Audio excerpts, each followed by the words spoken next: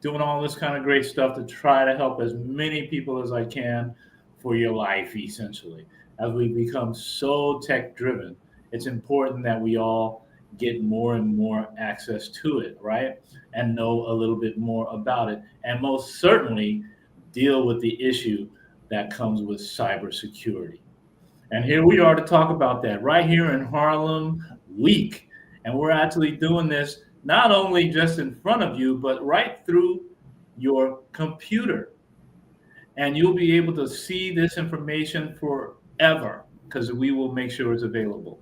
So I'm so excited about it. And I got a great partner with me. And if you, some of you have had this conversation with us before, it's one of the great cybersecurity persons that has really been focused on this is my dear friend Ken Kern. He is the man. I'm happy to be do this. We love doing this together. But he also is just a great person. He's really good towards people. He's had some real difficult things in his jobs. He's had to take really tough things going on in jobs that he's has had. And I'm always so happy that I get to one. First of all, I just happy that he's a friend of mine, but he's also super smart about this issue of cybersecurity. Not just because we're all talking about this. This is for organizations, companies, I mean, nations. I mean, it's that important that this man has had to do. So, Ken Kern, bring us on up. Let's start talking about some things. Talk a little bit about you and you and I. Let's get this. Let's get this. Well, thank you so much. Well, the first thing I want to say is what an honor and privilege it is to be here with you today. And to our audience who's listening, just I'm really grateful for the time and your attentiveness. We're all in this together. It's a complex subject, but there are really, concrete things that are simple. I always think the best thing to do is try to figure out how to make things simple, even if the subject is complex. And I want to start by just really extending my gratitude to Mr. Banks, who is not only a friend, but someone who's a pioneer and someone that I turn to for cybersecurity counsel. So by way of background, my name is Ken Kern. I've been in the cybersecurity field for about 2 decades now, both in the public sector and the private sector. Had wonderful opportunities to work in both spaces and see it, the cybersecurity threat, from as varied postures as possible. But let me just sort of start us off by, well, where do we stand today as you're viewing this? Let me give you the cybersecurity landscape. And that threat level, as defined by the US government, is elevated. It was raised on June 22nd from guarded, so we are at a significantly high level called elevated, and that was in response to the U.S. strikes on Iranian nuclear facilities the prior day, the 21st of June. And what that simply means is we as a nation elevate our protective status, shields up at a very significant level. And when you look at the geopolitical landscape, these are fraught times. These are complex times. If you just look through the lens of the U.S., you've got a core four, to use that language that the Yankees used to use, but there's a core four of nation states that are constantly in a fight against us: North Korea, China, Russia, and Iran. And those state-sponsored actors, they're wreaking havoc. They're trying to hurt not only the U.S. but globally. They're not the only threat actors in town. You've got people who are as young as 14 years old who are committing cyber criminal activity, and everybody in between.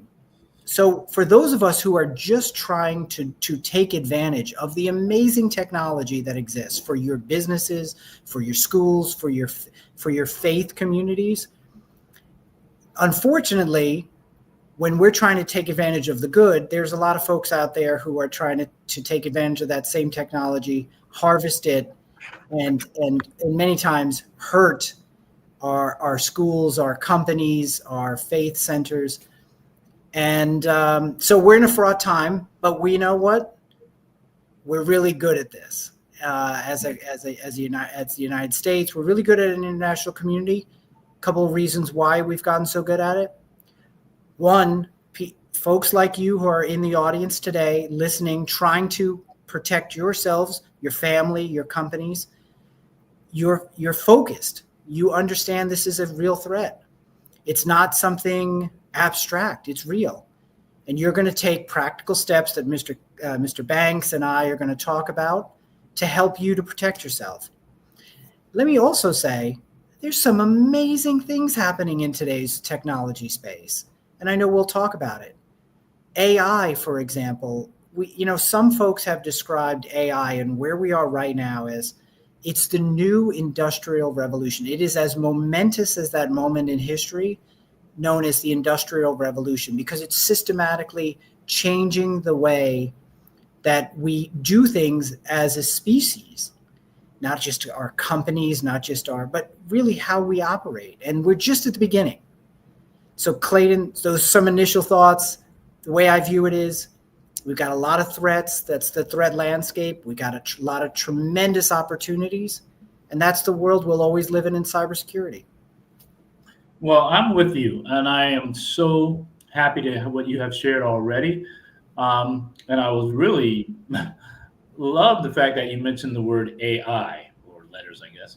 And we'll talk a little bit more about that. I might have a little bit of extra for you and for everybody.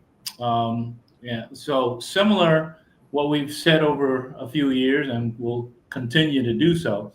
I'm going to basically look at 5 keys, if you will, that everyone should know. What are the 5 keys you should really know, right? So the first one I want to mention is strong passwords. Hello, strong passwords. Use long, unique, what do you call it? Passphrases and a password manager. So I'm saying that very simple for you, all of us on this call, so that you don't have to be hurt by a password. There are ways you can do. I'm going to give 5 of these things, and Ken will respond to any of them or all of them or one of them. 2-factor authentications, right? Authentications adds an extra lock to your accounts. You got to make that clear. It's the 2-factor authentication. Important. Ken, you will talk about that too. Absolutely. Think. Here, everybody, listen to me carefully. Please listen to this. Think before you click. Think before you click. I like to say stuff like that, Ken. So, it's basically, you're looking to avoid suspicious links and attachments, right? You got to really avoid suspicious like that. It's really clear. Not always clear, but you want to really look at that. Protect your devices. Whether it's a senior, whether it's a teenage, whatever it is, you got to protect your devices. It's so easy to get, pretty much. Really, you ought to go after your software, right? So you have to look at that. You have to look at the antivirus and all that kind of stuff that you're dealing with. So protect your devices. And finally, there's a zillion, but I'm just giving you 5 right now so that we'll keep going and talking with everybody for many, many days and months and years. But back up your data. I've had many people that I've had to help people that have been hit really hard, and they need to get information, very incredible information back, right? So what I'm suggesting is that back up your data. Store files in the cloud, or if you're able to get on some sort of external drive, but you absolutely should. I actually do it for me. Back up your data, because you might need that data and somebody will try to grab it. Okay? So, Ken, do you want to start with? I'd love to. Those are 5 really remarkable, succinct ways in which people can help themselves, their families, and their communities. Let me start with the backups. I lived through some of this in terms of entities that I've been a part of that have had data related issues. And I will just point out, if that data must be in a position that you can access it, because your business doesn't stop. The need for you to access it doesn't stop, even though you may have been impacted by an attack. So if you're running a business and something has happened to you, you have customers who you want to keep. And if you don't have that data, and if you're not in a ready posture to go, the backups put you in a position to succeed. Let me just also talk about the links. Rise in phishing between 2021 and 2025, up 50%. From that, we've seen a 312% increase in the number of data breach victims from 2023 to 2025. What do the numbers really mean? That our cyber criminals are artful at getting you to click at things you shouldn't click on, and take advantage and monetize what that information is in order for them to steal your PII, your personally identifiable information, in order to go ahead and execute fraud against you and others. So when you say think before you click, it sounds basic, but there are firms that conduct monthly training exercises, if not sometimes even more, on their employees to help their employees get better at avoiding clicking on it. So you think about companies investing in it. I'm urging you to take advantage of all the free opportunities that exist out there. And we'll talk about some entities that provide free training in order for you to become better at this. And we all are not really good at it. It's hard. There's a reason cyber criminals are really good. They're skilled. Now add on the capacity for artificial intelligence, and man, oh man, they have just been able to up their game. You used to be able to get an email and say, it kind of doesn't read right. Something sounds off about this. No longer. It's going to read really beautifully. It's going to trick you. It's going to tempt you to click. And we all have to be on guard to avoid it. So those are some thoughts. Your top 5, I urge the audience to write them down. I urge you to go ahead and then make a concerted effort to take a step. What am I going to do the next day on those 5 and get those taken care of? I'm glad you said that, and yes, I agree with you. And please, everyone who gets a chance to see this will do hopefully what we're talking about. But I have a little extra jump on top of this. I'm not finished with this. So what I started thinking about, Ken, about cybersecurity from the perspective of that you and I have talked for several years together. Yes. Now I'm starting to think about, like, since what we've talked about, what has happened since, let's say, through 24. Now that we're in 25, has there been anything sort of different in 24, 25 moving forward? There's a couple I wanted to talk about that, and I'd rather have you talk a little bit about it. So I'll give you the idea. Yeah, please. One of the things I'm thinking about is you said it all right. I was glad you kind of set it up. So don't be mad at me. I won't. But never. AI, what you talked about that very beginning, obviously that's like a really hot thing right now. Obviously, you and I both know AI has been around forever, but it's sort of cool now. But AI is now used by a lot of both defenders, if you will. Yeah. And there's also hackers are using AI for hacking. It's a little bit faster in a lot of ways using AI to be able to get to that kind of attacks. I'm curious, have you thought about that? Because I've read a lot about this. And AI is really cool. I get it. But there's another side of it. It's always this coin, right? It's the both sides of the coin, the positive, the negative. The positive, and I'm a resounding fan of artificial intelligence and what it can do. But no, hopefully that isn't just a sense of like, oh, it should just be run free. You have to have structure around everything in life. And part of that is figuring out how is we as a society, how do we embrace this? And you said it right, Mr. Banks. artificial intelligence has been around for decades. You know, when the post office was sorting your mail back in the 50s so that it went efficiently, that was AI. You know, so we think of the post office sometimes as behind the times. They were actually way ahead of the times. Mm-hmm. And it's been around for a long time. Simple things, baggage reading, complex, you know, that companies were using and governments were using for decades. Mm-hmm. What's the difference now? It's more readily available to each of us on our phone. Mm-hmm. We can actually use it ourselves and create through generative AI, meaning we have artificial intelligence that we, within our devices, embedded in there. We don't even have to download anything anymore. And we can go ahead and create things by just simply using these tools. Mm. And so I think the big change in terms of the threat landscape is this. And I pointed to it a little bit earlier. All of us are sort of getting our toe wet, you know, new users in AI. Well, those, and we try to spend a little bit of time each week. Maybe we'll test it out. We'll do things. Well, those cyber criminals, they are literally, some countries have armies of people who are dedicated to the task of using artificial intelligence to wreak havoc, to steal, to do things. And so when you think about the sort of who's got their foot on the gas all the time using the technology, who's, you know, really driving 100 miles an hour, those are the cyber criminals, and they're using the AI fast. And that doesn't mean anything other than this. I encourage people to start using it. You all have it on the devices. Try something new and interesting that you may want to do.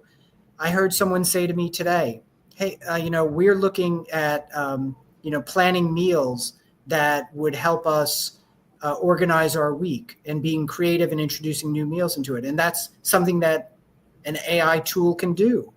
It can, and so, you know, start small if you haven't done it before, see how it goes, and keep at it, and keep taking swings at it. And then we'll talk more about protections in a minute. But right now, I want people to say, I want to be part of this, because it's not stopping.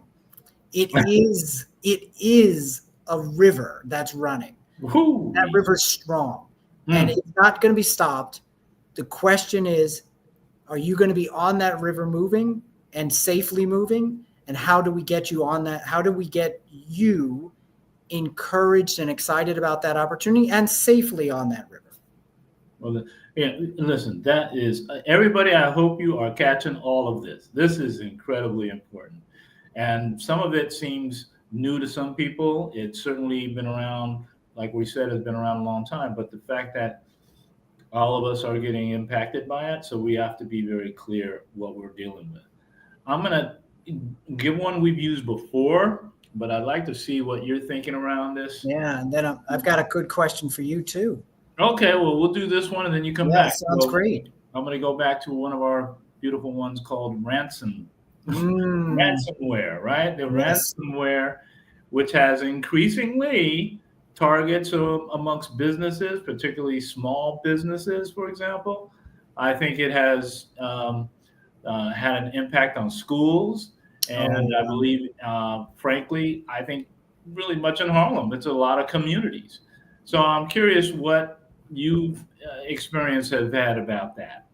Yeah, it's a constant worry and challenge. It is the thing that I think if you're in the cybersecurity community, you're worried about the most, because what ransomware really is you are in a locked out posture. Somebody has got control over your systems, and then ransomware is saying, pay me a ransom and I'll go ahead and help you re-access your own stuff.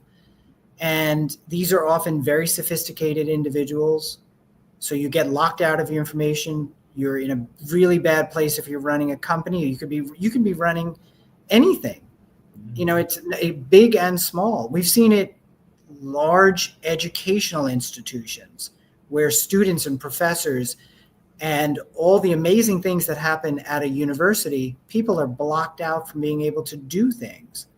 Think of all of the intellectual property that a university has that could be taken away, and you're locked out of that access. could be a faith community, it could be a multinational business. Bottom line is 5 actors in the represent 41% of all victim posts on the dark web. In other words, there's 5 really bad ransomware groups that engage in it: Lockbit, Ransomware Hub, and to name some of the 5. They are prolific, they're skilled, they know exactly what they're doing. And then the complex part, Clayton, is if you're ever in this situation, the question becomes, what do you do? What's the playbook? Like, what do I do? Do I pay it? And then when you decide that, how do I know that I'm dealing with a criminal? I'm going to pay a criminal. Why do I have faith that they're going to keep their word and give me something? Or am I going to transfer? And companies, not just individuals, companies have to make this decision all the time, saying, I don't want anyone to find out. Maybe I don't want the reputational harm that comes from people knowing that I'm attacked and I'm going to pay it. But what happens after that? It's really fraught. And of course, I come from a law enforcement background. Law enforcement has constantly said, the FBI, they discourage people, entities, from paying, because it creates a market. If you pay, then cyber criminals are incentivized to go ahead and do more of these acts. The UK government has proposals that said, we're banning you from making a ransomware payment. They want to take it out of the company's hands. So if you're sitting there thinking, man, that's not only crazy and complex, has nothing to do with me. Actually, it does. It has everything to do with you, because all the protections that you need to put in place, all the conversations that you need to have to be ready in case it's you. It doesn't have to be a top 100 company.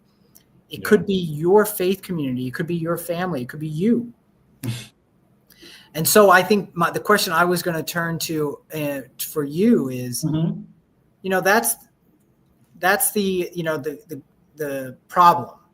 What should people do, in your view, in your experience, when you're counseling corporations and entities of all different backgrounds?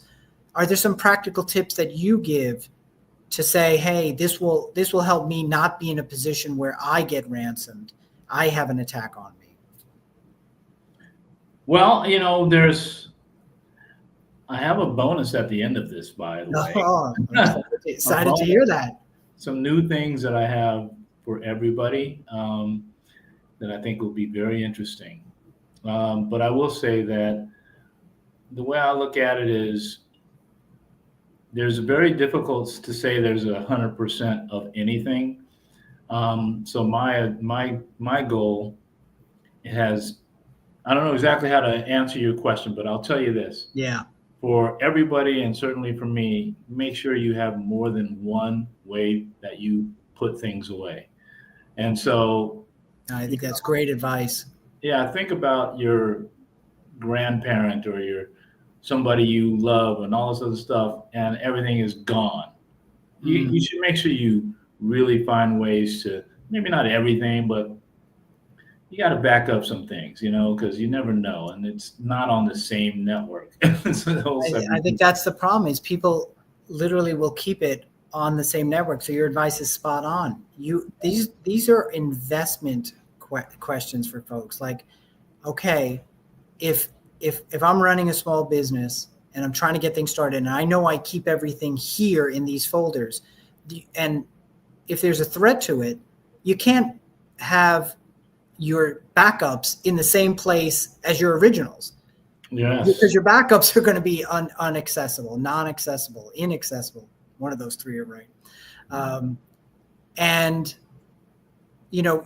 So I think you're spot on. And that's the strategic choices. People, large companies set up entire grids where one is walled off from the other. And the practical impact of that. And when I was talking about those armies of people, I'm not joking by that. The U.S. government has put out information about the North Korean IT worker schemes that exist, where individuals apply to companies and pretending to be somebody that they're not.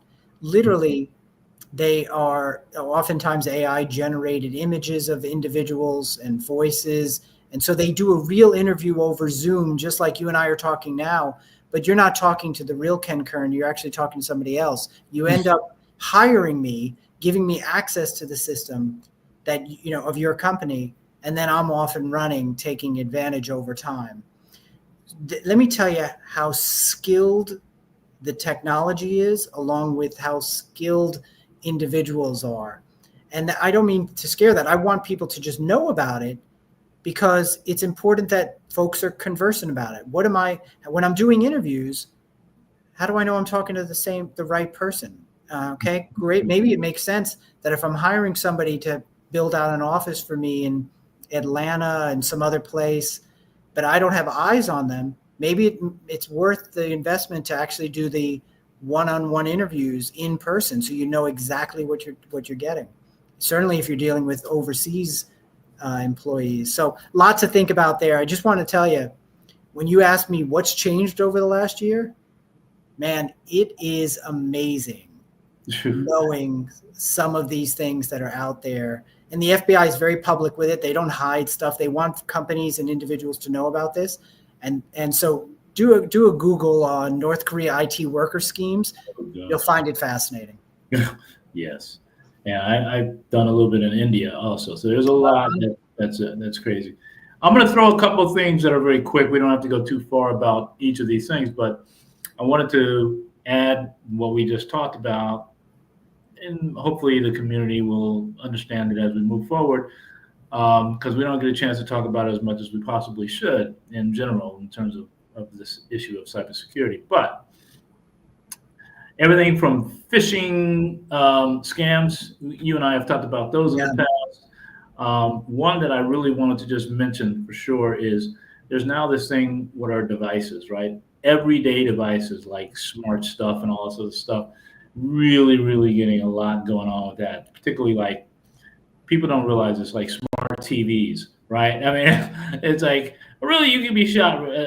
Somebody can grab a lot of information for you. Even a vehicle, your cars are all, really tech driven and all sorts of stuff. They're all being hacked, and people don't even know. You don't even think that could be possibly happen.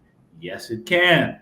So, to your point, there's more things. It's not like the same old, same old. There's more going on. And a lot of it is because tech is a pretty good place to go to. So it is. It's a great spot to be. Yeah. I mean, listen, so and I know you and I have talked about one thing. There's an intersection, Clayton, between always cyber and privacy. These two things go together. Yeah. When you're and one thing that I'll just encourage people to think about is every time you're trying to get to you're downloading something, it's fraught with risks. You have to know before you do. I have you see a number in the corner there. I have a young son and I have a young daughter, 8 years old. They're trying to navigate with our guidance, my guidance, my wife's and the school's guidance. How did they interact in this digital environment? And we have to shepherd them through this, right? We want them to be strong in technology in ways that when we were growing up, we just didn't have that same connectivity. Well, they are connected. They have laptops in school. Why do I raise all this? When you think about protecting your family, I think it's really important that you follow all those tips. They apply not only to you and your business, but your family as well. Spread the word. Take these tips and share them. And also on the privacy side, when you're doing these downloads or accessing a website, you're often asked about cookies. Accept all cookies, accept the limited cookies. That's all complex stuff. I just want you to do one thing. There's no need for you to accept all the cookies. Accept the limited amount that makes the website functional. Because when you are doing that cookie authorization, essentially you're giving another entity information about you. They're sort of learning how you operate as a consumer, as someone on the internet.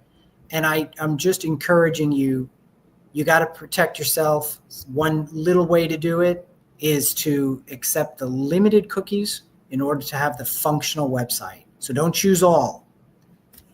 And I know you and I have talked about that. It's just, these are all strategic choices. Sometimes it's easy to click all or confirm or go because you just want to use the service. You want that shiny new thing, that shiny new app. Be guarded. Be guarded. The same way that our government is guarded and then elevated, there's times when you have to be guarded. And I just encourage you folks to think that way. Everyone who's on this call right now, I hope you are really maybe even just writing down a lot of stuff that we're talking about, because it's going to be very helpful to you and your family, your friends, and everybody, and certainly for yourself. And I had a few more things to talk about, but I'm going to move a little bit. I'm going to just take one more in terms of what's been happening. But I also have the future of cybersecurity. I wonder if Ken is going to be ready for that. That's a little bit extra. But I do want to say one more of these things that we've been talking about. AI stuff. Oh, go ahead. Yeah, I do. I want to tap into your expertise. One thing that I'm always coming to you for is to tell me a little bit about your thinking about education. How do we get more people in the door and the opportunities for jobs in this exciting space?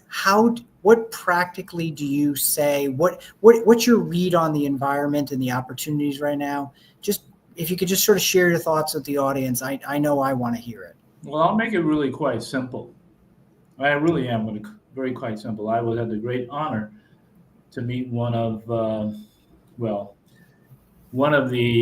in the federal government about this issue, and we were having a talk, and he said to me, claiming that I need 700,000, and I was like, I know you're not asking me for money, but he was like, yeah, I need 700,000. I was like, what are you talking about? He's like, we need 700,000 people for cybersecurity in this country, and that were jobs for young people, old people, don't matter, can make really good money, and the whole part about it. But this country is being attacked all over the place, and we don't have enough people. And guess what? It can only be people that are from United States. You can't get a bunch of people from other countries to do it. So that is still an opportunity. That is an incredible opportunity. So we need to get this put inside the schools.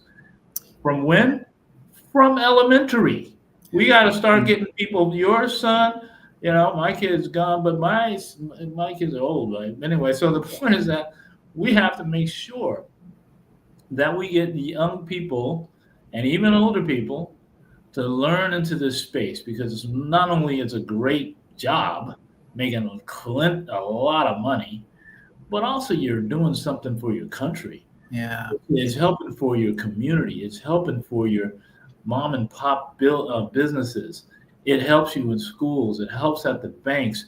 It is needed dramatically.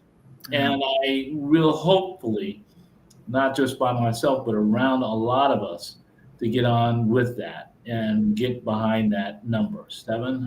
Wait, that's an awe-inducing number. 700,000 people. But that's, when I think about it, is what are we doing as a community? What are we doing as in our schools to get our youngest people excited, because they're so gifted at technology. And anyone who is a parent or has a young one in their life, whether it's a friend or, they just know instinctually that little child, they know what to do with that device. But there's a next step, which is how do we go ahead and introduce really sophisticated level of training? In some European Union countries and also in Scandinavian countries, they've introduced cybersecurity training, like the introduction to it, as early as 5 and 6 years old, because kids are already on the devices, right? It is not something that the kids are not involved with. They are actively involved with it. And you folks sometimes think, well, I'm going to try to keep devices away from my kids, as we do. I make that choice. My wife and I make that choice together to limit it. But schools literally give a device because that's how they're taught nowadays. They're taught with device. That's a good thing. And the question is, how do we get those young folks on a trajectory where they're thinking about not only the exciting parts about technology, but saying, just like they have to learn how to cross the street the right way, they have to not talk to strangers the right way. They don't have to talk to strangers. What are the things that they need to do to keep themselves safe? And then we've got to get them in the marketplace when they get to a point where they're excited about job opportunities. So, you've always been a leader in that space. You've always been somebody that I've turned to. Thanks for sharing with me. I had no idea about that number, and we got to chip away at it. Well, and so the struggle, to your point, the teachers don't know how to do it. So that's why you don't hear a lot about it to school with cybersecurity, because a lot of teachers need a lot more information themselves. They have to go ahead and get some sort of schooling for young people. Young people can fast very quick about it and all that kind of good stuff, but we need to get schools. It's almost like right now, I think even I've been trying to share with some of the government about what are some new, stronger, if you will, protective laws. What are the new laws that are really sort of getting stronger, is from my perspective, and that's something in your space. But I'm just saying, it's like we got to really get stronger laws. When we do that, we're able to now put the kind of information for the schools so that I can then trickle that down into the young people, and literally in colleges as well, walk around with get out of college and ready to get into a job right away. So it's a process. It should not be hard to do forever. I do advocate for what I'm saying, and I hope that it will continue to work on it. I'm working on it hard. We get these laws done. This is the Department of Labor, 700,000. Come on, we got to get it. I know. I'm sure there's someone in the audience right now who's thinking, how do I help my niece, my nephew to be on the trajectory? How do I help their own job? They want that job too. Exactly. How do I help myself say, wait a minute, you know what? This is a real opportunity for me. How do I do it? And I would just say for folks, don't boil the ocean. Start small, right? Yeah. Start small. What class do I take at my local community college? And do I go to a cybersecurity professional? I say, hey, what accreditation do you recommend I get? How do I get involved in this? Do I do an internship if I'm a young person? Just get my foot in the door, become part of the conversation. So little by little, but thanks for raising it. Appreciate your insights on it. Always do. Let me move forward on, and thank you, Ken. I mean, you are the man on all this stuff. But let me quickly say what I think of what's called the future of cybersecurity. I can't wait to hear to respond to some of this stuff. I'll talk about my perspective. So anyway, one of the first things I've been thinking a lot about is, and I'm glad I said what I had to say about AI, but I had another part about AI. Mm-hmm. I believe AI is basically in cyber defense, right? So in other words, it's a cyber defense that's connected to AI.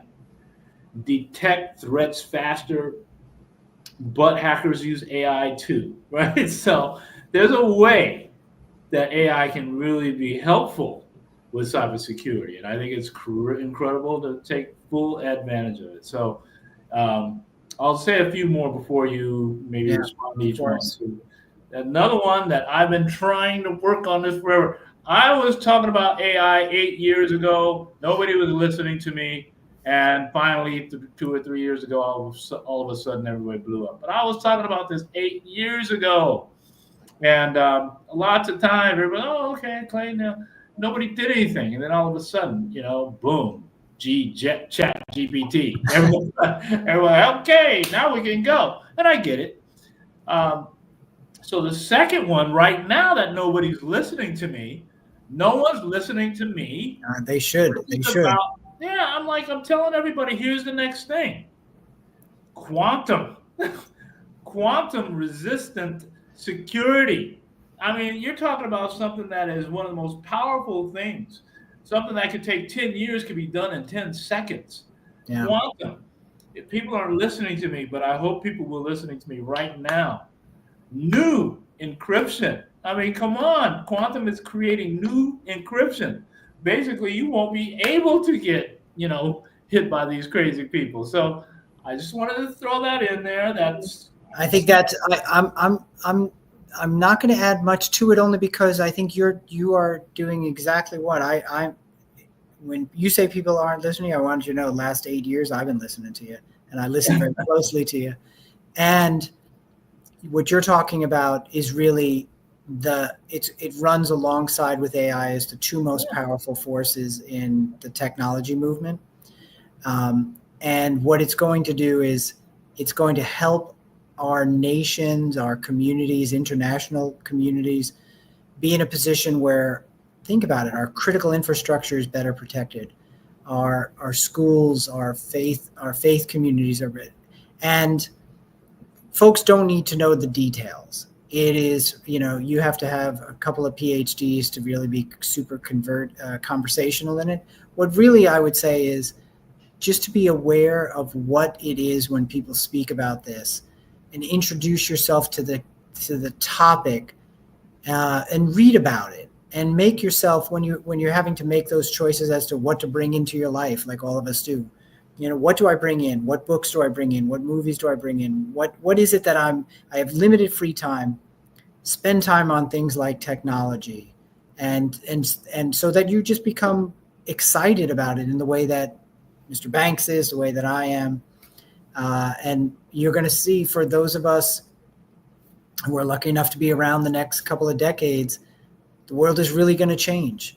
And it's it's a pivot point. I think we are this particular year, Mr. Banks, I feel like is one of those tipping years. It really is. It's different. I just feel it in some way. I think next year when we regroup, we're going to have a little bit more of a landscape, a view into saying, well, how did it change? How did people's usage of AI change? How did all the exciting protections you're talking about, how did it manifest itself? What does it mean? right. And we're never lucky in cybersecurity. There's a lot of very smart people introducing a lot of amazing tools, brilliant minds doing this work, but it also depends on all of us. Each one of us has to make those choices. Go back to your 5. Thank you. Go back to them. If I'm right now, if I'm choosing a password for something simple, am I going to reuse the same one so that if I do get hacked, they get my email, they get my banking, or do I instead choose a password that varies, and it's complex and it's unique, and I make practical choices like that? Man, it is a pain. It is. It's much easier just to have one and just reuse it. But I'm telling you, it's going to catch up to you, and we all have to be really diligent. Just like a runner who has to actually go out there and do the running. It's the hard work. It's a pain, but you do it because you're going to be better protected than the person next to you who decides not to go ahead and put in that training. Well, that's why I want to share this, right? The future of what we're talking about, the future of cybersecurity. I'm going to say it one last time. Quantum. There will be quantum computers within the next 2 years. There will be really quantum computers. Those who have it, probably 99% cannot be dealt with cybersecurity. No one's going to be hacking them. That's too hard. Easier to do with somebody who has a regular device. So this becomes a cost act. There's a lot that will come along with it, but I do want everybody to know, to think about what the future could look like. Another future thing: biometric authentication. Yeah. Right. This is when you're talking about our fingerprints, about our facial scans and all that kind of stuff will be very helpful. Even heartbeat patterns. When you think about this kind of stuff. No doubt, no doubt. It's exciting stuff. I mean, folks have it in their hands, on their phones. They have a version of that. That's just going to be introduced in ways that when you walk into, maybe it's going to be your workplace, that'll become the new normal. That instead of you having an ID card that'll get you into a particular room, instead it's going to be a facial scanning. And so you always have to be thinking, as I talked about, we're making amazing advances in terms of what these opportunities are. You also have to think about, okay, well, where does all that get stored? How does what interest do I have in knowing about that? Some things you don't control, right? You work for an entity, things happen, there are choices sometimes beyond you, but I want you at least be aware of it, aware of, where the trajectory is going. And the trajectory is faster and smoother. Something called friction. In other words, if I can get into a building faster with the same sort of security protocols, because instead of a card which I could lose, and then somebody picks it up off the street and gets access to the building, instead my face. Now that's going to become the new normal. That's really exciting stuff, and stuff as a society we also have to think about. Well, what does it mean? So big questions. I know we're going to be coming to closure fairly soon, and I don't want to miss the opportunity just for people to go back to those 5. When you join us next year, my hope for those who are listening is that you come back, that you see this as an opportunity for every year to kind of like just do like you do with your doctor. You come back and you get a checkup. Come back in. Is there something new that I learned? I'm constantly at the tipping edge in between the time that, Mr. Banks and I are talking with you. You're doing your own study, your analysis. You're not skipping over the opportunity to learn technology. You embrace it. And so I just, when I think about where we're going, I'm incredibly excited.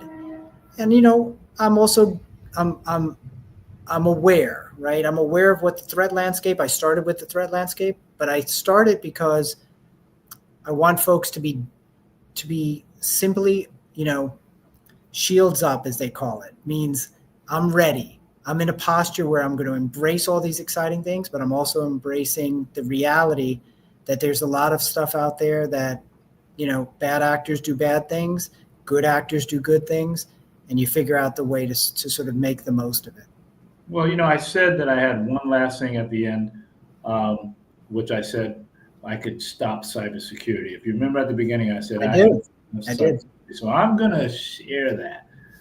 Please. I'm gonna add. I should actually. I want to say the rest of the future of cybersecurity. You want to talk about it, but I do think that it's still important for us to have all the Internet of Things type that are going on over the place. Every device needs protection. And so I think we got to really start focus on Internet of Things. That's an issue. And then finally, if you will, community cyber literacy, which is what we're doing on this right now, because cybersecurity is as essential as reading. So that's where I'm at. If you want to say something, if you fine, but otherwise, I want to get right to this last thing that jump right into it. Jump right in. Most people may not know this, but the most way people are connecting or actually hacking is through internet. And I found a way that we can possibly, the best way for someone to get at you is to go through your walls, right? So they can go right through into your building and all this kind of stuff, especially in places like hospitals and schools and banks and all this kind of stuff. Really, it could actually to your home too. But essentially, I have found to get with a group of people, and we're working on it, and we're going to deploy some of it in Harlem. I actually have it connected in my office right now, so anyone can come over to my office and see what I'm talking about. It's called Li-Fi. Light fidelity. You cannot hack my office at all. Impossible, because of the way the information is driven is through light. It's a different kind of fidelity.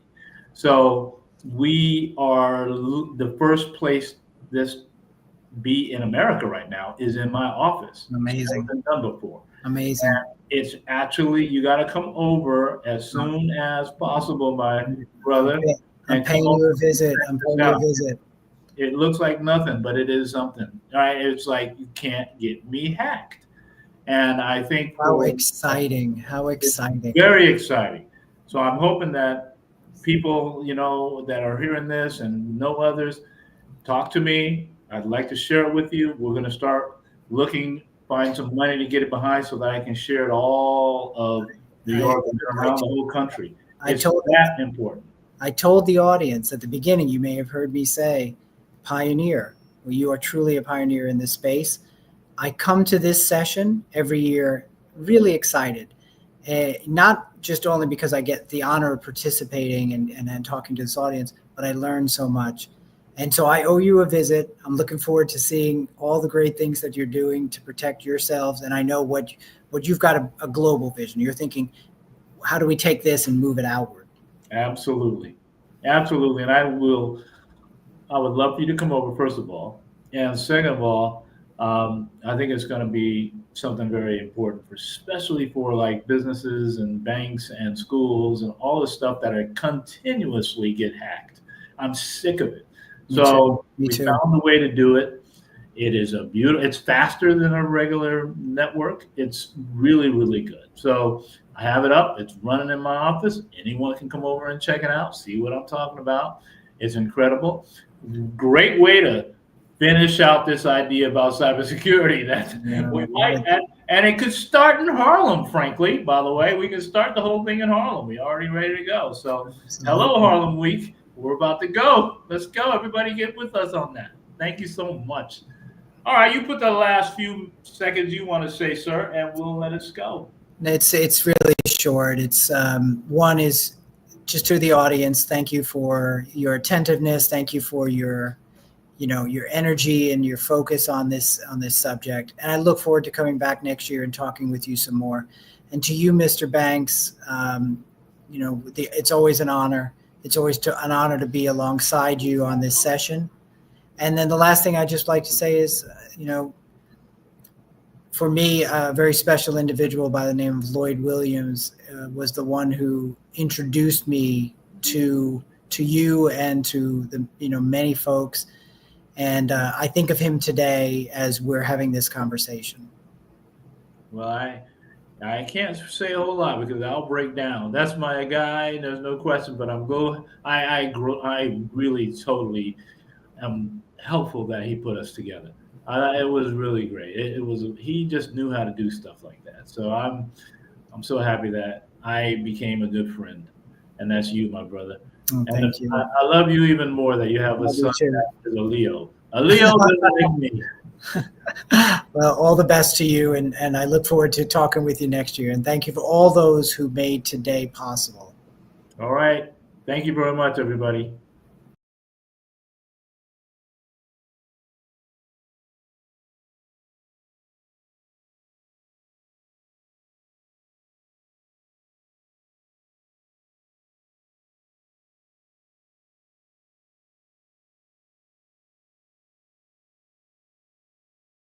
Good afternoon, everyone. My name is JT Thompson.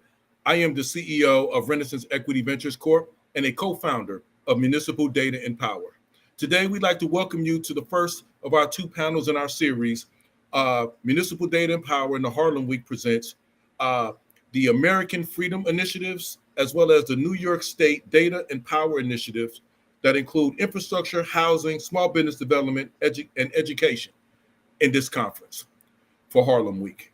So without further ado, we're going to bring in our panelists with us. I have two esteemed panelists, and I'm going to ask them all to introduce themselves.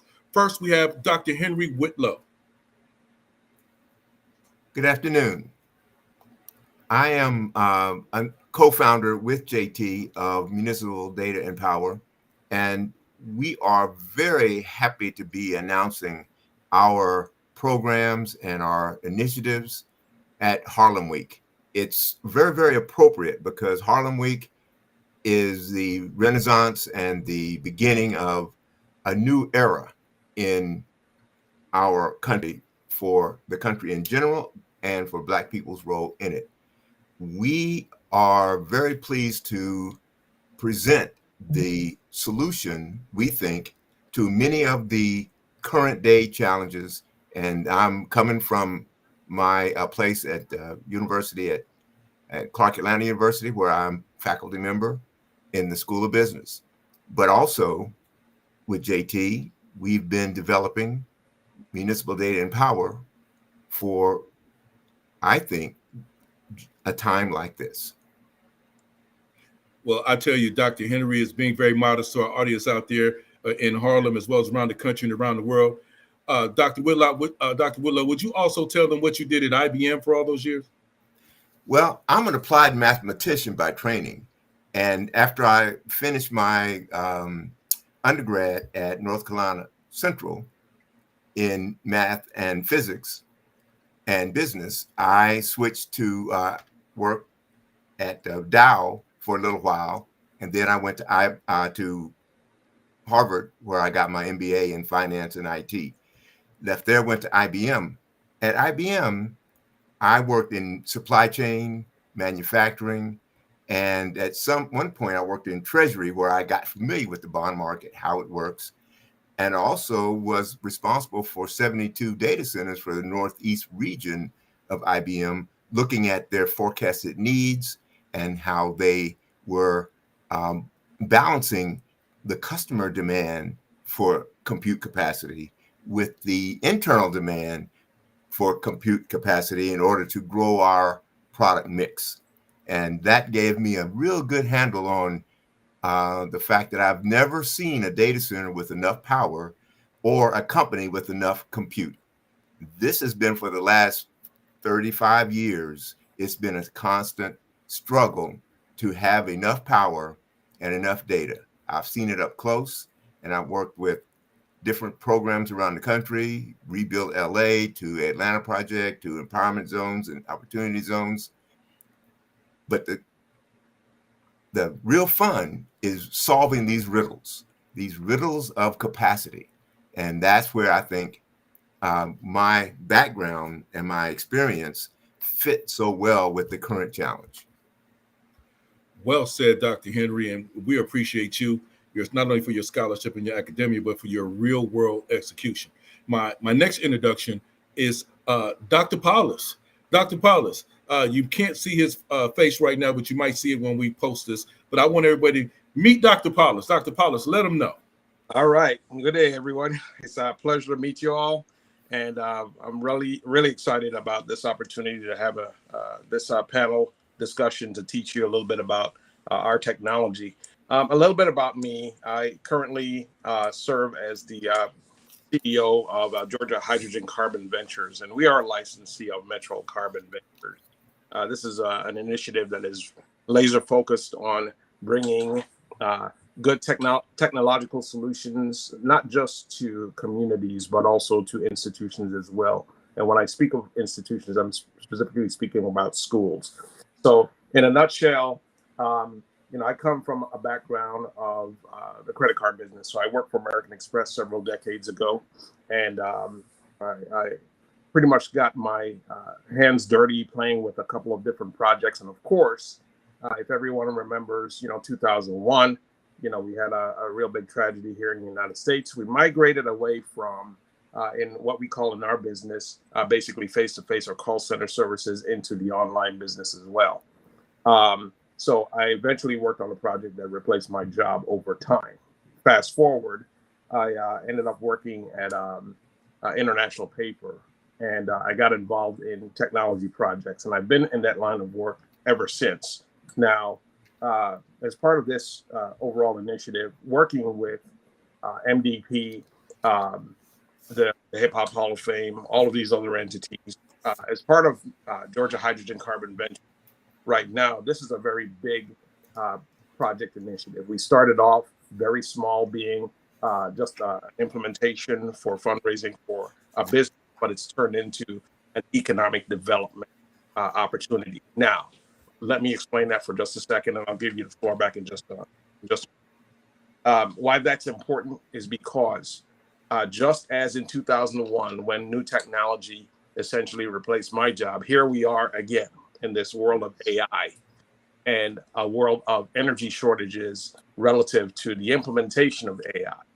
And what MDP offers in conjunction with our technologies, the opportunity to really go into communities and decentralize them, but put them in such a fashion that we actually provide a community benefit. And in and of itself, that is phenomenal, because not only does it provide you with the power and the resources that you need to overcome energy shortages, but it gives you the ability to also employ people in your community, okay, which is something no other entity can actually claim. So it's a very exciting time, and I am really looking forward to this journey, this ride, and laying the groundwork for something that's going to be phenomenal long term. Well, without further ado, all I can say is the credentials speak for themselves. And this is just a partial look at some of the team members. But we wanted to make sure that we present a realistic look for our community as to what's actually happening right now. So, gentlemen, I'm going to call on you. I ask a few questions before we get real deep into this. In regards to the industry right now, it seems like data centers are being the big push. And at the same time, power is missing. And we have to catch up because our competitors are really ahead of us. Can you explain to our listeners and viewers so they can get a clear understanding rather than just dismissing data centers, but figuring out how we can make everything work for us? I'll be happy to take a stab at that, JT. The everybody kind of knows that AI is here. At IBM, we were using generative AI over 30 years ago, but it's very expensive, very power intensive, and it was something that was used for very expensive, big company solutions who could afford it. Now, fast forward, just like anything else, when something becomes cheaper, more people want to use it. And as AI has become cheaper, everybody is now using it. And that causes the entire overall demand for AI to simply explode. But the power hasn't exploded with it. So the demand is there and the power is needed, and people are clamoring for the AI. But the AI companies are dependent upon the utility companies to create that power. The utility companies, they work in a framework that was good 30 years ago, but that was before climate change with these severe weather fluctuations, and it was before AI with this seemingly insatiable demand. So what's the company going to do? They're scouring the landscape for sites to put up data centers. We have 1,200 data centers in development as we speak, 1,200.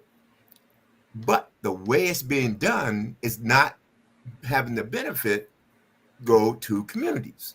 The benefit is being extracted by the big tech companies and their data centers, but they leave the community with the residue and not the profit. We want to flip that script. We want to say, why not have the communities build the data centers and rent them to the people so that their money for the rent stays in the community? It's a simple formula, but it doesn't fit with the way the data centers are used to operating, and communities are pushing back. They're not accepting data center applications at a very fast rate. They're building them, but not at a rate that can happen because the power is still lacking. We're going to say distributed power, so we can put the power in the community and the data center in the community. So we're going to come back to revisit those points. But Dr. Paulus, can you chime in on the state of the industry right now and where you see it headed?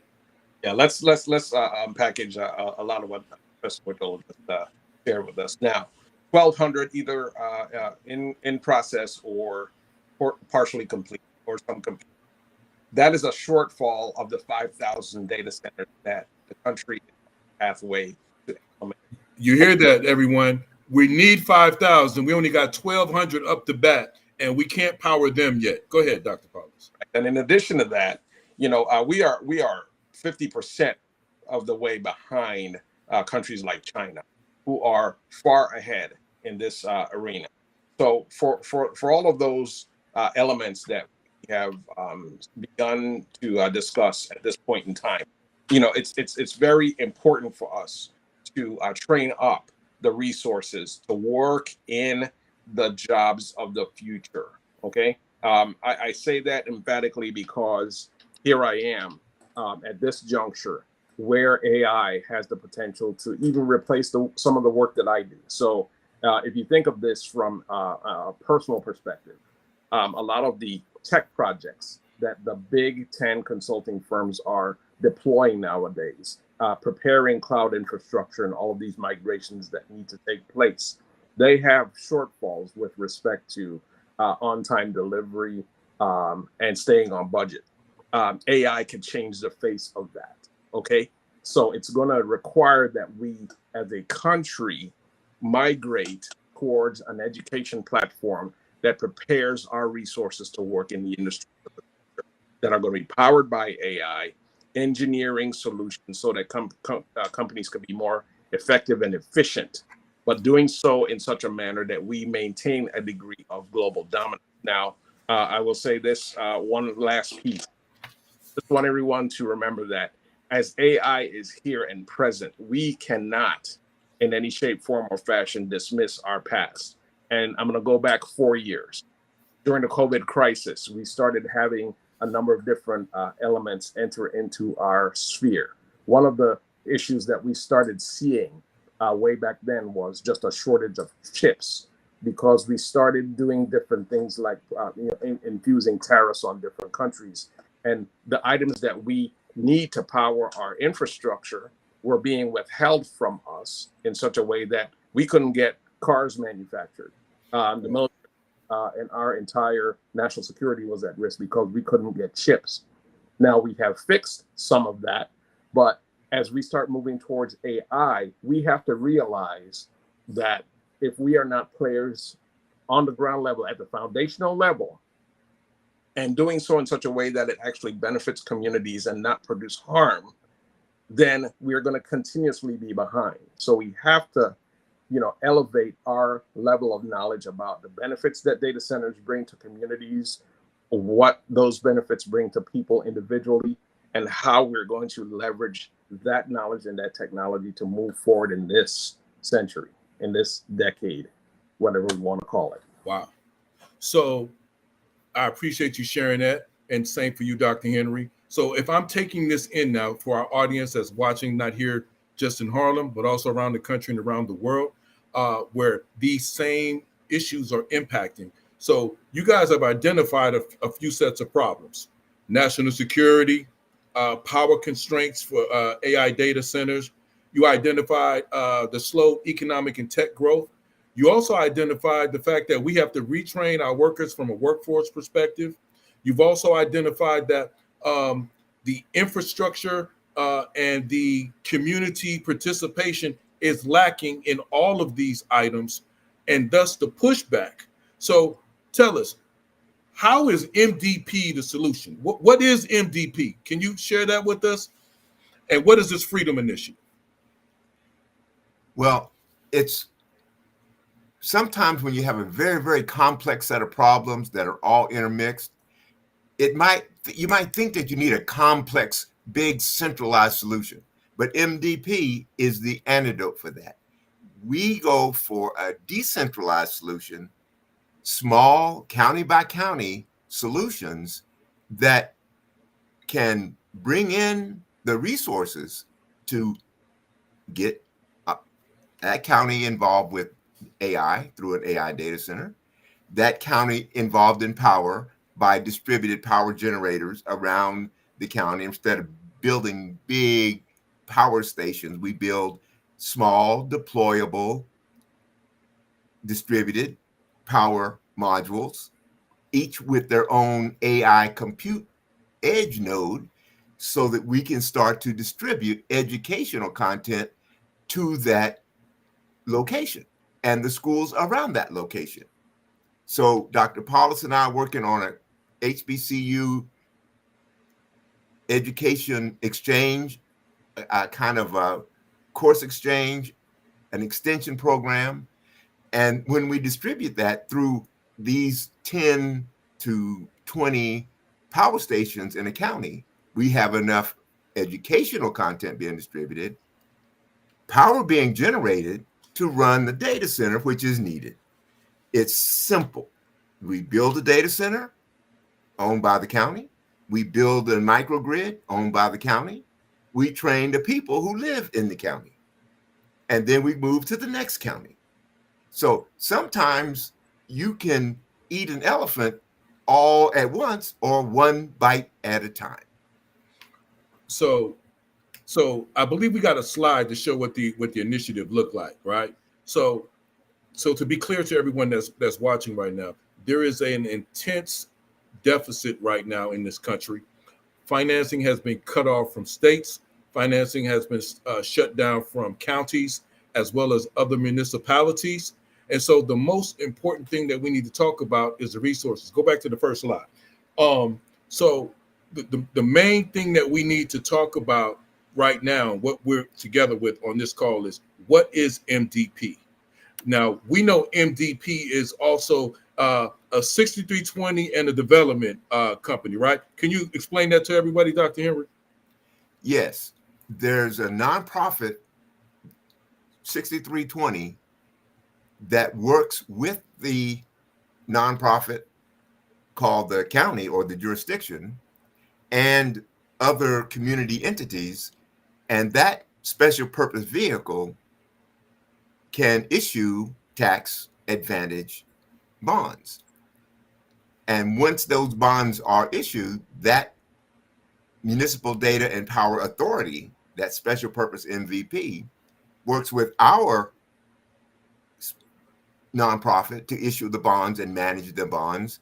And then together we hire and charter projects for the development of the data center, for the development of the microgrid, for the development of the education and other restorative projects in the community. So basically then, for all of those watching, Municipal Data and Power, Navigating the Future was for sustainable cities and communities. We're initializing an American Freedom Initiative, which is a bond series for different municipalities around the country and around the world. What this entails is that all of the funding that has been lacking from the federal government, as well as other resources that are lacking for infrastructure and community development projects, as well as housing, MDP can now be part of that solution. So can you explain how the community benefits from this initiative, Dr. Henry? Sure. It gets the freedom is in the name, and this sovereignty, this autonomy is where the money that's normally flowing out through the platforms, going out through the cell phones, going out through the streaming services is not in any way circulating in the community. By building your own data center, when people want to use the data in your community, they do that by coming and renting your space on your data center. Therefore, the money doesn't just go out, there's some of it that stays. This is America. We want these technology companies to do well, but we also want them to pay their fair share or participate with the community so that it's not a one-way street. So basically what you're saying, I was going to say, basically what you're saying then is that the old business model was the data centers come in, the power folks come in, they get a tax benefit or something, which you're going to talk about later, and none of those resources come back to the community. But with MDP and the bond series, if I'm hearing you correctly, that not only do the communities are able to help that process with their own data centers and their own micro power grids from a decentralized way, they now actually have money to actually invest in the community projects locally, infrastructure, housing, and the other things, right? That's correct, because the data center is very profitable enterprise. And some of that profit, because it's in the community, stays in the community. And that profit then can be used to not only service the bonds, but also do those other projects because you can borrow in the bond offering more money than it takes to build a data center because the data center can pay back 3 times what it can borrow. So therefore, we're finding a whole nother economic development solution for states, for counties, municipalities, HBCUs, and others. Dr. Paulus, how do you feel about this? Man, I love it. At the end of the day, it's all about uplifting communities. And let me ask the question: can we be real on this discussion? Of course. I really want me to get. Let me put it to you a slightly different way. What I like to do when I speak is I like to break things down in a manner in which people can absorb and really latch on to the conversation really well. So let's think about this for just a moment. The classification of data centers across the country differs depending on what state, county you're operating. Okay, we're talking essentially about a large industrial utility. That's nothing other than a big facility going into a community and utilizing a significant amount of power. And everybody thinks that, hey, this is great. We got this, all these jobs coming to the community. All right. They're going to use up power, but they're going to pay for it. But here's the problem. The laws of supply and demand come into play. Mm-hmm. Of that, if you do not have enough power supply, okay, over time, when that demand increases in your community, the unfortunate part about this journey is that what the utility companies start to do is they either meter and or increase rates to justify them building additional facilities to supply the power that's needed. But because we're constantly behind now, what MDP is doing, partnering with us, is giving us the opportunity to move into these communities and provide them with the power that they need in such a way that it does not negatively impact those communities. Okay, so Yes. that in and of itself is extremely powerful. Now, AI as an entity or as a utility in and of itself, you have to think of it from the perspective of all of the industries that it's going to be powering and impacting. Okay, so we're talking about right now the economic impact, right? It's going to impact education, as I talked about previously about with workforce development. It's impacting healthcare in ways that you can't imagine. Walking through a door and a device scanning your body and giving you a diagnosis of what's wrong with you before you sit down and talk to the doctor. Yes, we're headed there.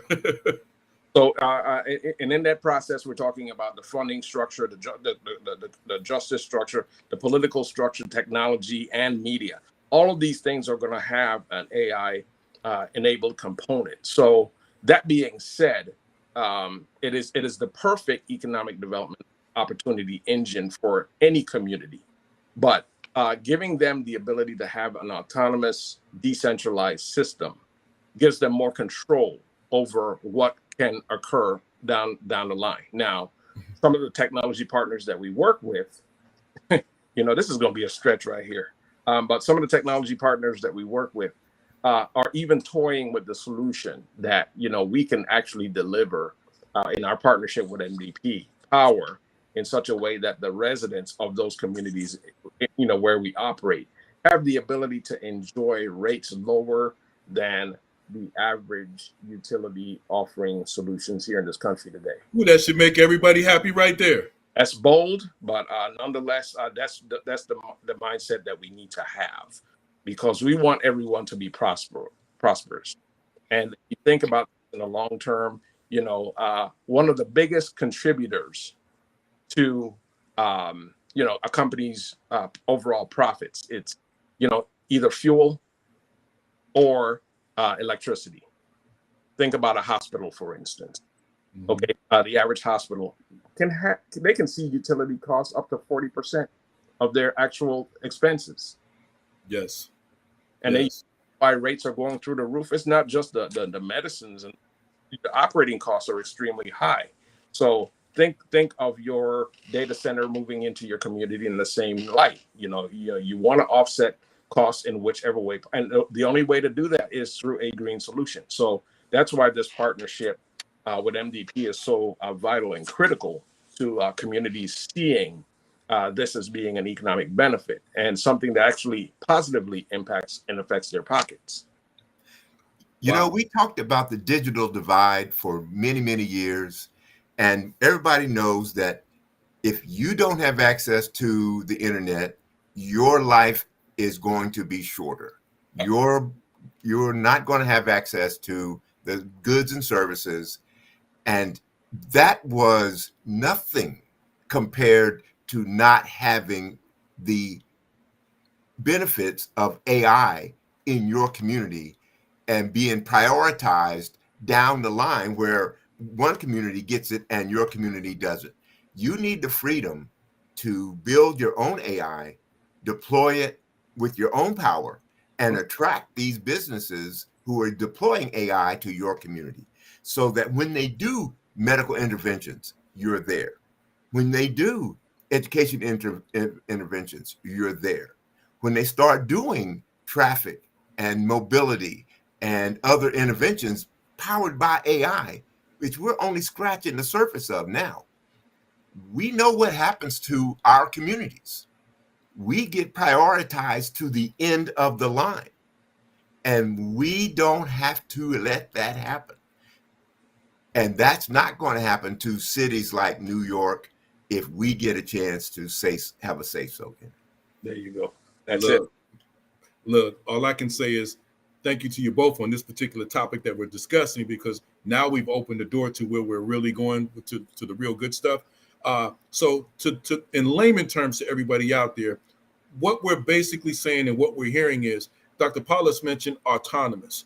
We're trying to give you an idea of where we're heading from a data, a power, a tech standpoint within your local communities. You might not see it, but there's things that exist around you now, whether it's the smart city stuff that's being implanted in your cities now, from cameras to access to no cash checkout without people, all these other things that are being innovated around you. But you want to know, how does what we're talking about affect you? Your prices are high right now, whether it's food costs. He mentioned electrical bills are super high.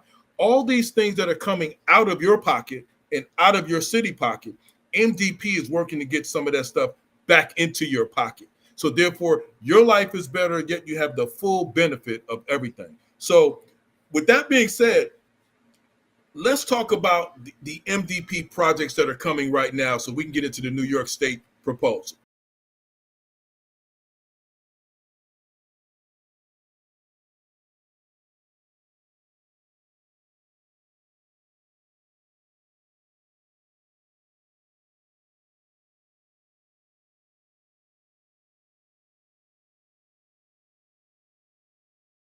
Good afternoon, everybody. Welcome to the New York State Data and Power Initiative with Infrastructure, Housing, and Small Business Development and Education Virtual Conference as part of Municipal Data and Power and Harlem Week.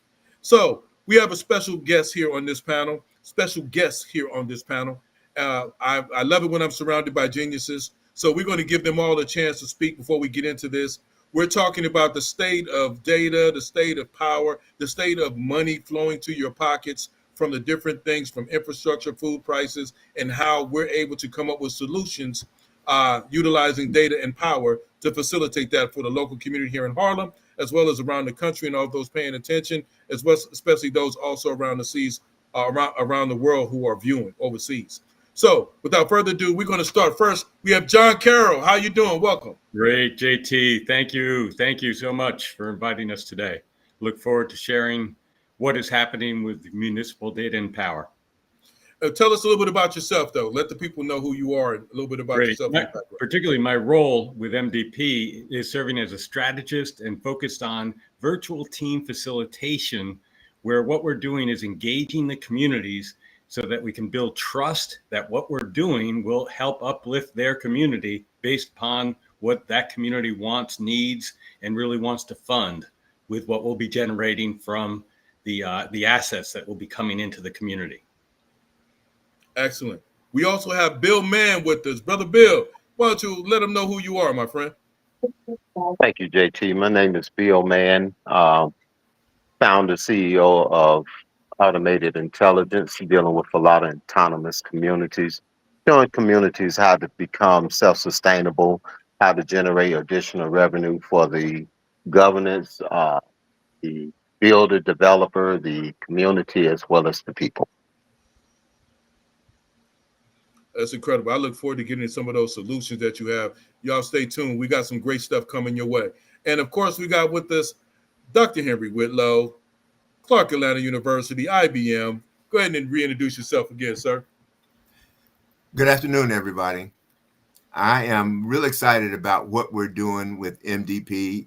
As co-founder of MDP with JT, we have been working toward this announcement date for with great excitement and anticipation. I am part of the School of Business at Clark Atlanta, but I'm also the proprietor of several entrepreneurial efforts around the subject of workforce development. That's my passion. I've been doing it at the university for almost 30 years, and I've been doing it in my real life when I was with the service and when I was with the um, um, economic development initiatives around the country and at IBM. So I really am looking forward to how I can bring this program to help people understand how this economy is shifting the ground under our feet. And Harlem has always represented Renaissance. It's always been kind of looking out for a new way of looking at things. And being able to participate in Harlem Week, talking about how we can take the drain that's hitting everybody's wallets and reverse it so that the money comes into the community as opposed to flowing out of the community. I'm excited to talk about it, just like I've been excited to teach it and to do it. Well, there you go, everybody. My name is Sir JT Thompson. You know me already from Harlem Week, but also I am the CEO of Renaissance Equity Ventures Corporation, real estate development, management, owner, operator from hospitality to entertainment properties, as well as a co-founder of Municipal Data and Power. So I am surrounded by a bunch of geniuses. I love it when I'm not the smartest guy in the room. So today we're going to talk about what's existing in the status and the state of the industry and how it affects us in Harlem, as well as other local cities and other countries around the world. So we are seeing a shift in our communities. We're moving to smart cities, autonomous cities. You're probably saying, what in the world are you talking about? I'm talking about your smartphone. I'm talking about how you pay. I'm talking about the cameras that are on the corners. I'm talking about your GPS systems. I'm talking about how you use AI and the Wi-Fi that you use in your home. I'm talking about how you pay your electricity bill. I'm talking about how to lower your electricity bill. I'm talking about the fact that federal government has stripped a lot of resources that are coming to local communities. We're not talking about Medicaid and all that. I'm talking about housing, food prices. I'm talking about the things that affect your wallet. So today we're going to introduce you to the state of the industry and what's being done to help solve those initiatives, and also to participate with Municipal Data and Power in New York State, as well as other counties and cities around the country and other countries around the world. So without further ado, gentlemen, I want to talk about the state of the industry. So we're going to start off first with you, Dr. Henry. Tell us the state of data and power. Well, the state of data and power is, you know how they say that at State of Union. Well, the state is dire. It's interesting. We live in interesting times, and the microgrid or the power grid, the state is overwhelmed. The dual impact of climate change on the weather that you see, subways flooding, Yes. fires in LA. Yes. All of this is because the weather has changed, and the weather has changed in a way that the utility companies can't keep up. They have this centralized philosophy of building big power stations and then running lines out to the homes and to the businesses. Then the state of the AI is choked. AI is growing at a fantastic rate. The demand is growing, but because of the way we distribute power in this country, we don't have enough power or the flexibility to create enough power to build the data centers to keep up with where global demand is going. So one is in dire shape, the utility grid, because it's not built for this era of huge demand from AI and huge demands from the weather. And then the AI wants to break out, but it's choked because it can't get enough power. And the habits of the tech companies are not compatible with the needs of the communities where the AI wants to go. So that's the state of it from my perspective. One is we don't have enough power and the method we're using is out of date. Two, we want to have AI, but we can't get it because we don't have the power. So, John, piggybacking on what he was talking about from your perspective, we know that there's 1,200 data centers coming online, but we're slow because it needs 5,000, and we can't even power the 1,200. So, what is the state of the industry to you? Go even further into what Henry has brought up. The resistance is growing to AI data centers due to that power demand that Henry just brought up. Also due to the impact on water. Also, the promised job creation may occur during construction, but not during operation. There's not a great deal of number of jobs, and there's already been tax incentives given as opposed to having, as Henry said, revenue flowing to the community. Wow. That's where we're flipping the script. That's where we're saying, instead of that, there's got to be a different way. And I really would love for Henry to speak to that different way. He's the one who really generated the whole vision here. So, Brother Bill, man, you come from another perspective with autonomous cities and other things. Your hands is in a lot. What is your perspective on the state of data and power right now? Well, the state in data and power and water is very antiquated. The infrastructures are very antiquated. We must look at a new way of doing it and being able to do it fast, meaning being able to modernize our infrastructure. When you're talking about autonomous community, we're not just connecting the same old way. We're integrating not only the utilities, we're also integrating government, businesses, communities, faith-based organization all into one, to whereas now we can monetize the data to whereas it has value to a community. Wow. So basically, a lot of these things have happened. Like we went from the industrial age to the informational age. We flipped the script to the internet piece, and a lot of us wasn't able to participate in that. So now we're rolling into AI right now, and there's other solutions on top of AI that's needed.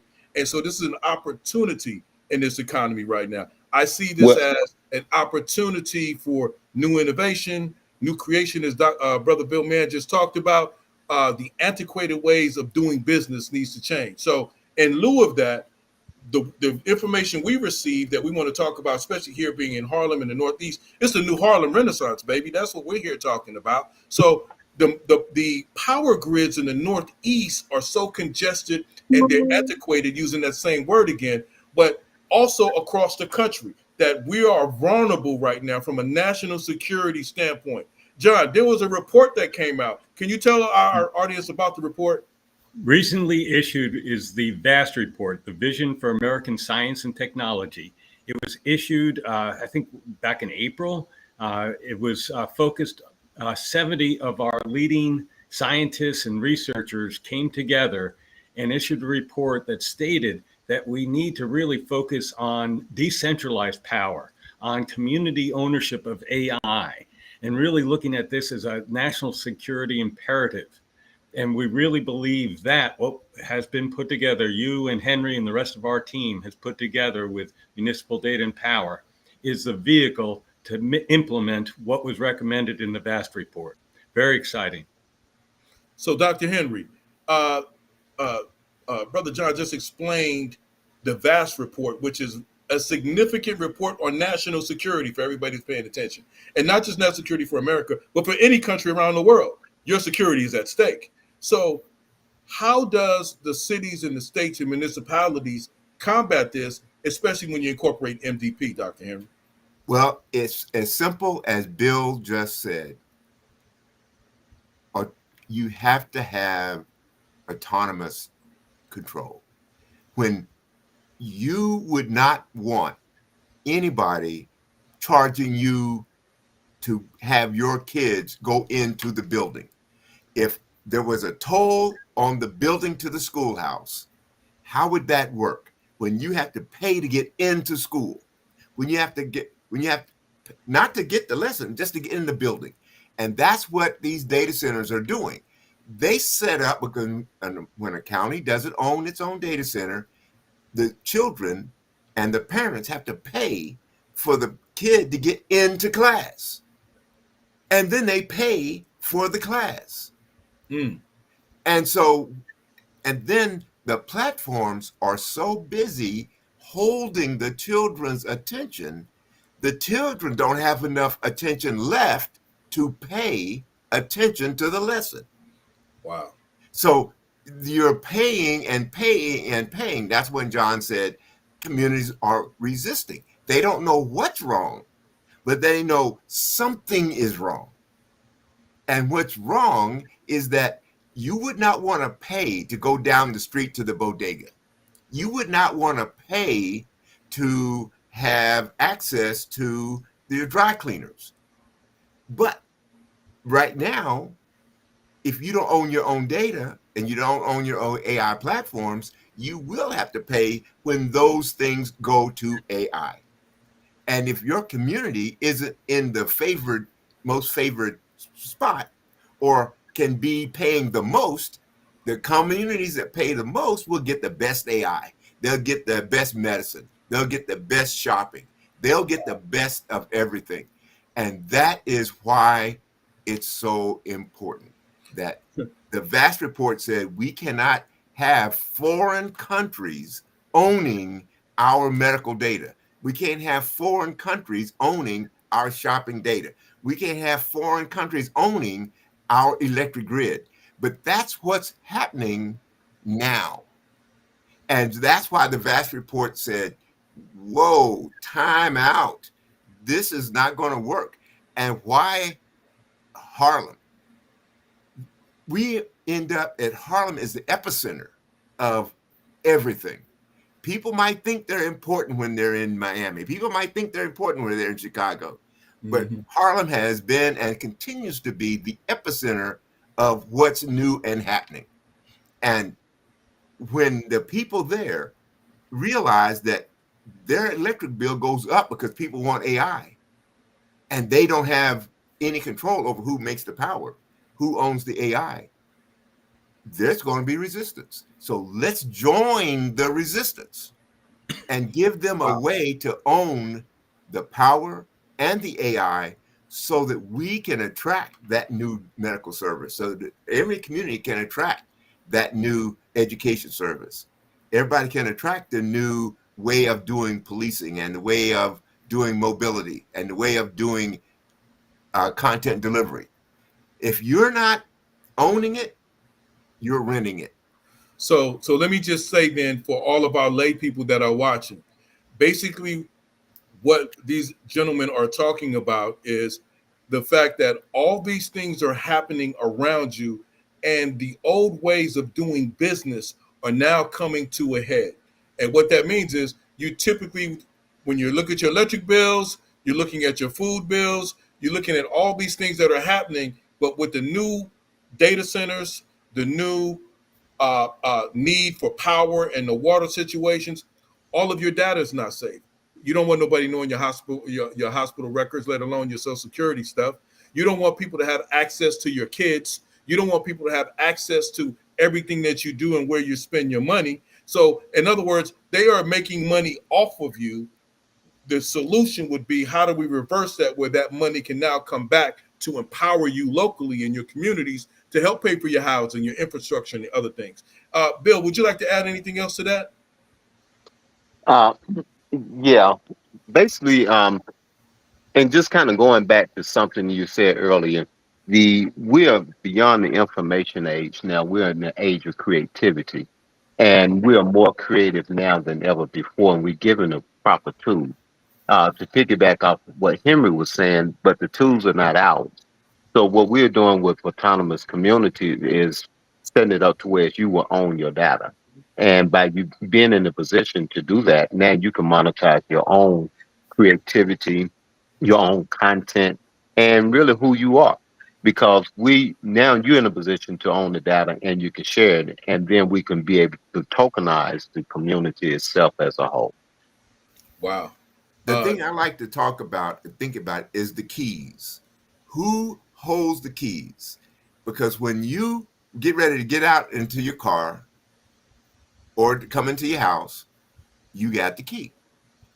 And with the new blockchain and AI data centers, now the people have the key to their house. They have the key to their education. They have the key to their skills.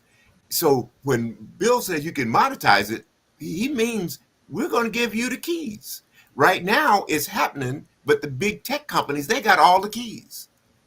They don't let you keep the keys to your own identity because they own the data center.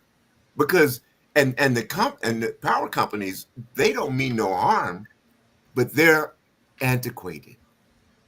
It's not the people who run the power system.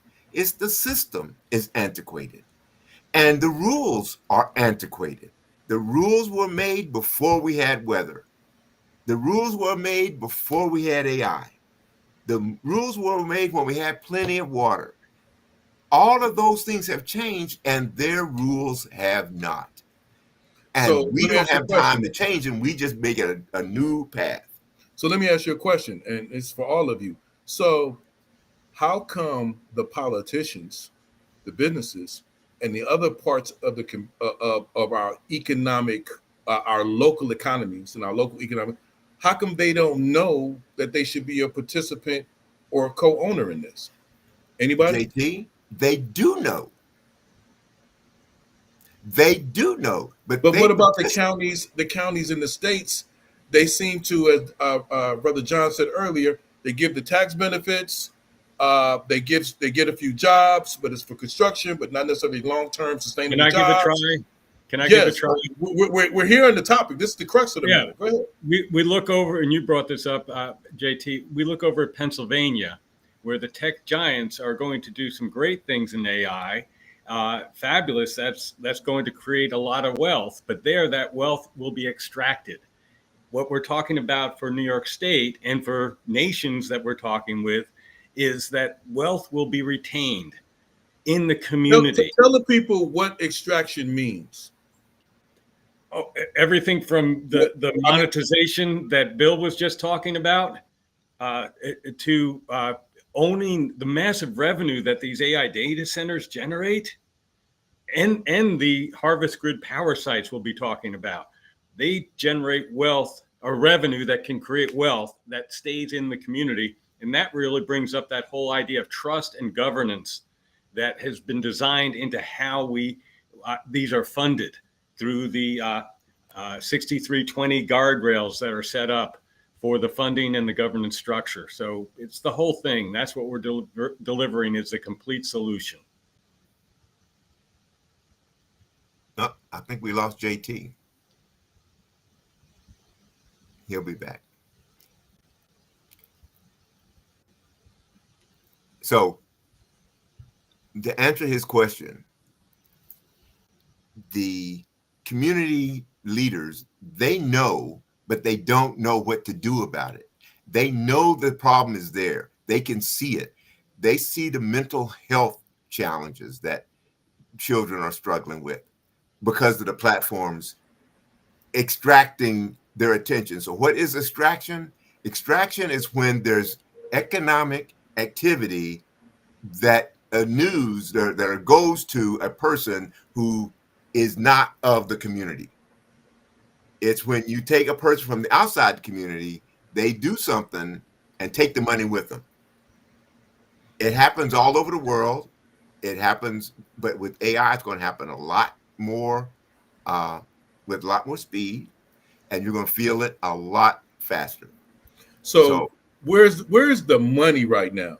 I mean, the federal government has cut off money. Well, at least they're not. I mean, with Doge and everything, it's basically trying to cut back spending, right? So the states aren't getting all the money that they would normally get. The counties aren't getting all the money that they normally would get. Who and what way can we help them get that money back, but yet take care of them simultaneously with MDP? Well, the AI has created this tremendous economic boom. It's just a boom that is growing, and the government can't compete with private business, but a private business can work with a local government and help that local government get in this boom. So it's not that you're going to replace what you're losing from the feds. You're going to get into something that is market relevant. Power is market relevant. AI is market relevant. So now the communities participate in something that is economically growing, economically lucrative, and therefore the amount of money that they make by participating in this AI boom is far greater than what they lose from the government kind of trying to allocate or help out. So it's not that I'm happy with the government cutting off the counties and the cities. I'm not happy with that. But they don't have to just take that. They can partner with us, partner with our partners, and participate in this AI, as Bill called it, the creativity revolution, with the STEAM teams, with the P16 plus workforce, with the way that you control, with the keys to your own information. Your information is the new oil. Wow. So John, you wanted to add to that? Really wanted to bring up that one thing that was left in place at the federal level is, though it was discussed and debated even to maybe limit, tax-free municipal bonds are still available. And we want to show how through the massive business creation, job creation, economic growth that will occur through municipal data and power, through what we're going to see in New York, that the tax base at the local, state, and federal level will far outweigh any amount of tax-free nature of those bonds. Bill, did you want to add something to that? No, I think they covered pretty much everything that needs to be covered. So the way I look at this now is, so let's let the cat out the bag here. So we talked about the state of the industry, state of data, state of power, national security. We talked about the cities and the states and what they have and what they're up against. And we talk about available funding resources. You just mentioned the bond issues. So basically, I just talked about MDP with the MDP authority, 90 billion that leads to data centers, power grids to meet the national security interests, power interests in New York State, but also leaves about 30 billion to assist in housing, redevelopment, infrastructure, education. Is that the mechanism for us to move forward now? It is. It is. It's the same that we would do for any county, but a bunch of counties at the same time, because New York has a more urgent and bigger opportunity. It's not a problem. It's just the way it is. But the opportunity is huge. And as an example and leader, New York could really show the way. So I did want to mention about autonomous cities and its future. And Brother Bill, can you share with us, just with the audience, what they can anticipate in the future with that? Yeah, sure. With the autonomous community, it comes with a variety of things, from workforce development, being able to educate our kids to be able to work into the community, to empower them to generate revenue. It represents wealth for businesses to collaborate, work together. represents the governments to have transparency when you're voting on different rights of what your community would like to have. Wow, that definitely sounds scalable, and what Bill is talking about. Um, the flip side of that is, Dr. Henry, can you explain what a county grid, a standard county unit is for our audience who have other counties and other cities across the country who are interested as well? Sure. The key to scale is keep it simple, keep it standardized. I'm a big believer in standardization. If we can show how one standard county of 1 million people, your county may be smaller, county may be larger, but we use the standard county as a model to show how it works. So for a standard county, it has 1 million people, it has one tier 3 data center, it has 10 Harvest Grid sites or generators. Those generators all have edge compute nodes. Then you have a mesh network to pick up the homes and the schools around that generator until they touch each other. So the generators are connected through the mesh network, all sending it back to the tier 3 data center that's hooked to the big, bad backbone fiber internet. So now the community, the county, is wired so that every student, every learner has a real-time feedback on their education, a real-time feedback on their health, a real-time feedback on their transportation issues. We have the feedback in the form of heat maps where you can see where the system is working and where it's not in real time. Real time is like biofeedback. It just does something different to the brain. When you can see how well the community is working, you don't tolerate a whole lot of areas where it's not working because you can see that it's not working. And everybody can see that it's not working. Everybody can see what's working, what's not, where we red, yellow, or green.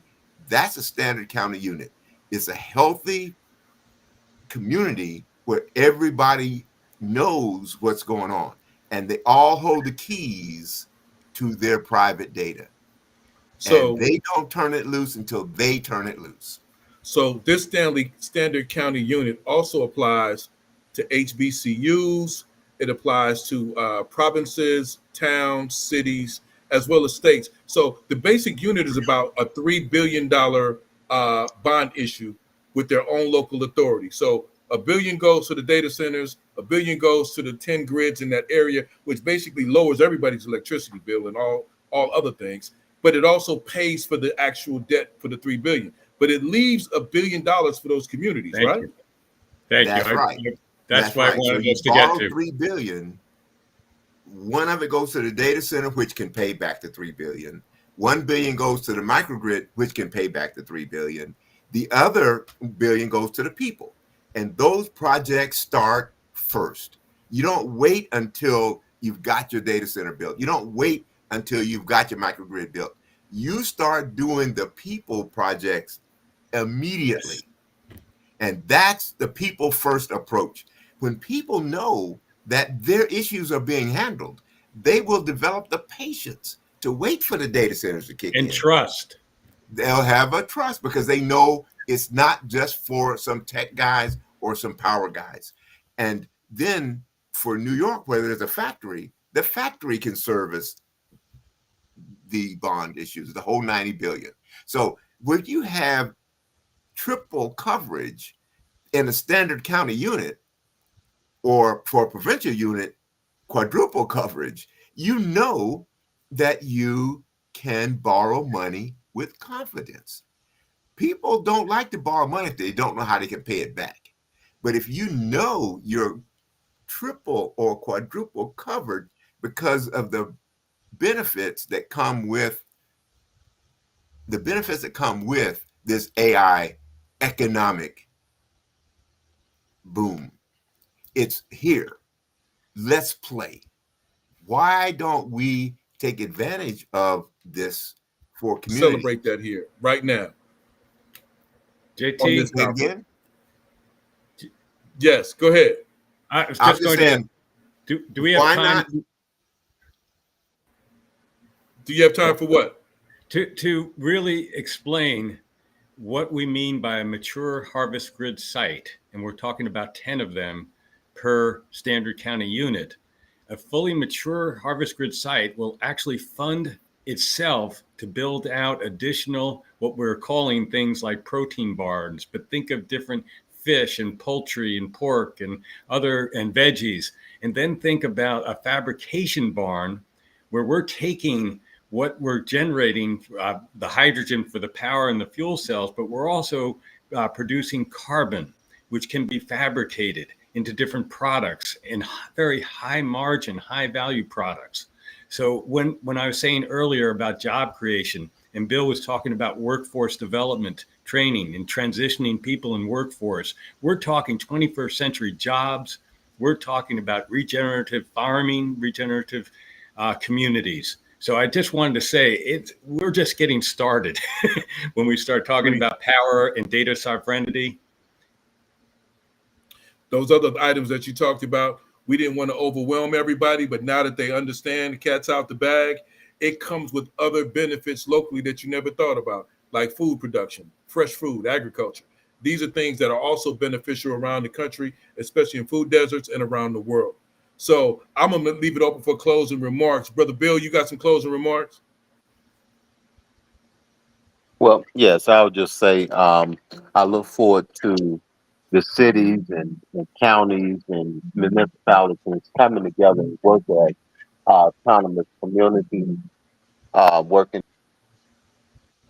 moving, and educating themselves on autonomous communities and what it's really all about. It's all about helping the people, giving back to the people and to our communities, and helping one another and mankind for the best. Thank you, bro. Bill, God bless. Go ahead, John. Any closing remarks? I was just saying, God bless, Bill. That was, yes. I think we're just started. We're here to do a massive effort, and it needs to be massive and it needs to be rapid because there's impact we must make. And Brother Henry, Dr. Henry. for me, it's what both of them said. You can't get the massive unless you get to small. Unless you can do incremental, repeatable processes like a standard county unit, then you can multiply and multiply and multiply. You have fewer, for example, McDonald's has millions and millions of food that they serve, hundreds of thousands of locations, but they're all kind of similar. And that's what we're talking about. Doing something well so that you can do it repeatedly. And that's what we're talking about with autonomous cities, autonomous communities, free from the power grid and the centralized. It makes everybody stronger when you do it with a sense of autonomy, freedom, and distributed. Wow, that is so well said. This panel's title was Data Empowering America, the Past, the Present, and the Future. I believe we touched on all three areas. I'm just a pleasure to be on this panel with all of these illustrious gentlemen and what they're doing in various sectors of energy, power, data, AI, and other different elements around the country and around the world. On behalf of Municipal Data Power and Renaissance Equity Ventures, we appreciate you joining us. This is the new Harlem Renaissance right here on Harlem Week. And now we get to participate in the new economy that's coming around. And the local communities now have other alternative and innovative strategies to actually pick themselves up, get some money and capital in to be able to take care of the people, but more importantly, also to actually own a lot of the infrastructure that's in their communities. And it also helps with national security. So I'm not, everybody in the panel asks that you remain until we get everything uploaded, but I want to say thank you to everyone watching, especially in Harlem, around the United States and around the world. We know this reaches billions and it'll be on continuous replay, but we're just glad to be able to introduce municipal data and power to the world. Isn't that right, Dr. Henry? That's right.